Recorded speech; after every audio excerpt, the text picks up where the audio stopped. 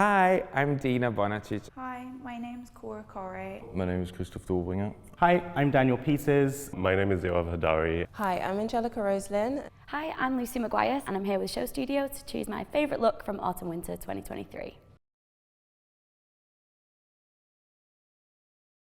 This was the final bridal look from the Andreas Kronthaler for Vivienne Westwood Autumn/Winter 23 show. It was a very significant show. It was beautiful. It kind of had all the different aspects of shared designs and loves of Vivienne and Andreas. Andreas asked me to be the bride in this show, which was incredibly significant. I did my first show in Paris in 2001 with my grandmother. This is originally an archive corset called the Anjelica corset, and Andreas adapted this to become a mini dress for the bridal look for the show. The corsets are some of my favorite pieces from Vivienne and Andreas, and the way they make you feel as a woman, feeling empowered and powerful, and even in such an emotional moment, how much power it kind of brings you to wear something like this. People love to wear her wedding dresses, and I felt like this is the perfect combination of Vivienne and her style and drapes and corsetry combined with Andreas's kind of elegance and touch. It was very special to walk down the runway and have him hold my hand. I'm here to talk about look 11 from the brand Standing Ground. I think looking at the fabric in particular, velvet is one of those kind of dowdy 60s, 70s fabrics that used to be on sofas. Or when we think about the noughties, it was the juicy couture kind of tracksuit. But I think what Michael's been able to do is really elevate the fabric or velvet to kind of being this really gorgeous, sumptuous moment that's red carpet ready. Actually, this for me gives a feeling of modesty. It again kind of hits on that thought or that feeling of designing for different people and the way that they're actually going to utilize the dress. And I think it just sculpts the body in such a beautiful way.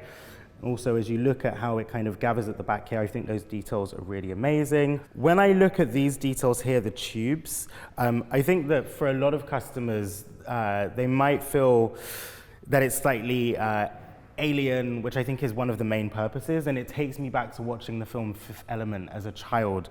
And I loved the blue opera diva who's on stage, and actually she's got this amazing kind of form-fitting figure, and this is what it reminds me of. And as I was saying, you know, I've been watching a lot of sci-fi recently, and I love the quality that this brings. It's kind of, without sounding cheesy, like out of this world. For the person wearing it, it's going to give this feeling of strength, of courage, of feeling otherworldly, and those are the details and qualities that I really love about Michael's work. I'm a fashion journalist, editor, and lecturer, and I'm here to share my favorite look from the Autumn/Winter 23 shows. It's from Irish designer Robyn Lynch, who always finds a way to work with her heritage and play it up in a modern, contemporary fashion way. This time around, she was kind of inspired by the idea of what an Irish souvenir looks like in fashion form. So she used only green colors and all the different incredible shades that I never know existed. One of them is this gorgeous phthalo green that is shown in the merino wool, in the balaclava and the layering pieces. Also this kind of deeper juniper green and many, many other shades like sage, a full green fantasy. But it's really the kind of the functionality that makes Robyn's collection so special, and that she allows you to use her pieces to play around in your wardrobe, to work it into your style in different ways. The piece underneath is a kind of merino knitted skirt that takes shape of like an elongated cardigan that you might find in your dad's wardrobe, but here it's in the format of a skirt that really perfectly matches the chunky kind of but sleek knitted jumper underneath. If we just take that off as well, kind of more details reveal with every reveal. It's like a perfect drag show. I think this look is by far my favorite kind of look from her collection because it allows us to understand her past, but also where she's heading, which is this jacket that kind of is simply gorgeous. Now, this look is from Brazilian, London-based designer Carolini Vitto. And the second that this came down the runway, I think I audibly gasped. First of all, I think what I love about this look in particular from Carolini is that it really molds to the body in a way that I've rarely seen a garment do. So these metal portions here can be shaped and bended to really accentuate a person's curves, which I just think is incredible. Now, this was Carolini's second collection under Fashion East, and it's really incredible to see an emerging designer demonstrate what can be done in terms of size inclusivity on the runway. Of 9,137 looks across 219 shows, only 0.6% were plus size, and 3.8% were mid-size, which is anything above sample size, so a UK 10 to a UK 16. Carolini, on the other hand, showed a collection that was 75% of the looks were mid-size and 25% were plus size. And actually, Carolini's show is one of the top 5 most size-inclusive looks across the whole of Fashion Month. So it's not even just the beauty of this look, but it's also what Carolini proves that you can do as a designer. This design signature that Carolini has with the metal, you know, it was put onto dresses such as this, also onto a lovely leg split. And I think, you know, accents like this across all the garments make them feel beautiful and special and provide some asymmetry that's really interesting. And I think having a design signature as a designer today is so important, more important than a logo, because I think the way that consumers look at fashion is they want people who are in the know to know, and I think that Carolini definitely has that. I work for Vivienne Westwood, and we would like to show you a look that we just showed in the latest Paris show. The look is very important because basically the silhouette is one of, or if not Vivienne's favorite. She talked about it a lot. Before she passed away, she also talked to Andreas about how important this skirt is for her. So we reworked on it, and we had several throughout the show, 5 other skirts too. They all have a bit different proportions depending on the fabrics, because these fabrics were from a collection that Vivienne and Andreas gathered over the years. These are old French fabrics, like from bedding, or they have different ones like for windows, or from a bed, let's say. It's a very historic piece. It's called the Cologne jacket because in Cologne there's a very precious old archive of fabrics and historic pieces, and it's not very usual that pieces stay in a great condition that we used to make this jacket, and we amended the fit a little bit too. I'm an Israeli-born, non-binary, neurodivergent designer. The look here on Lydia is one of the looks that I did for my first collection out of school, which was SS23, which was called Cerebral Bodies.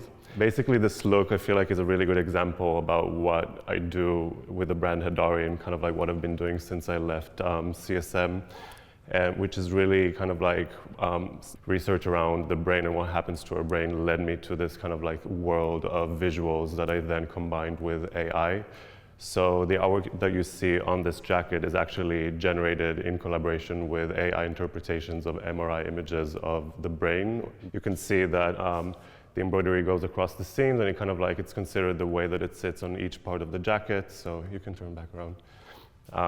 So it's kind of like this combination of using AI, but then further manipulating it, and then ultimately executing it with a really traditional hand embroidery, which for me, it symbolizes transformation. And ultimately, I think that's what drives my work, just talking about transformation and creating something new from something old. This is Conner Ives, look 14.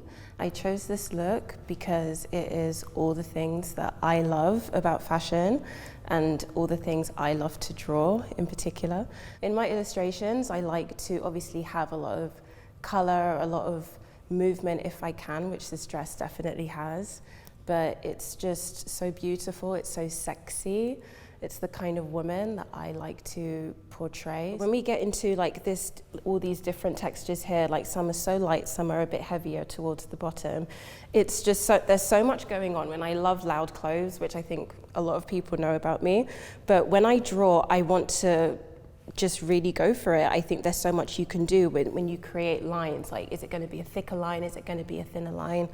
You can draw this a bit more static, like in more of like a casual pose, or you can really get that element of movement and like sexiness with it. I want to focus on that back. I want, think about, how is she holding her hands? How is she placing her body, and you can really get this gorgeous, sexy swoop here, and then you can get all of the textures as well. It gives me like a really 2000s vibe, which I'll say, as growing up in that time, is a vibe that really I hold on to in my spirit, and I think that's why I actually chose this look.